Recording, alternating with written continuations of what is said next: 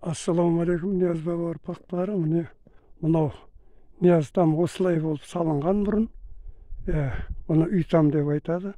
Неше километр мынау? Қасында 10 шақырым. 10 километр жерде мынау. Міне осыны түсіріп тұрмын мен қазір сіздерге. Міне тап осылай болып көрінісі болған бұрын. Ниязтам 4 құлағы болған. Жоғарыда күмбез болған, міне осылай. Мынау кіре берісі міне тап осылай болған бұрынғы көрінісі. Осылай міне.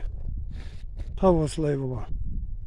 Міне мынау бұрыштары, міне ескі қорым тап осылай болып келген. Бәрі де. Міне 4 жағы осылай дуал болған. Сөйтіп ортадан күмбез шыққан. Мына жерде де солай болған. Міне күнбатысқа қарап, мен осыны специально түсіріп. Мынау біздің Ниязтам сияқты. Бұнда да міне 4 құлақ есігі болған. Адай кірет. Мына жерде енді міне сол кездегі мыналарда міне ескі қорымдар осылай болған. Мынау біздің Ниязтам сияқты осындай там болған. Күмбезі құлаған міне.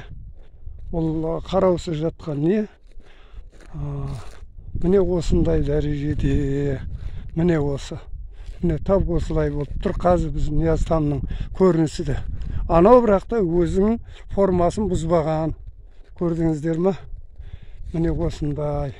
Міне барлық жерде де, бұл жерде ескі қорымдар. Міне басы анадай болған. Тап сондай болып келген. Міне көрсеңіздер, бұны үйтам деп айтады екен. Анау Ниязтам біздерді осы құлаған. Әне бізде формасы көз алдыңызға келтіңіздер ағайын. Аман болыңыздар, сау болыңыздар. Замансы ғой, әбетке шығып баратыр. Осыған специально келіп сіздерді көрсін деп түсіріп жатқаным ағайындар. Аман болыңыздар, сау болыңыздар.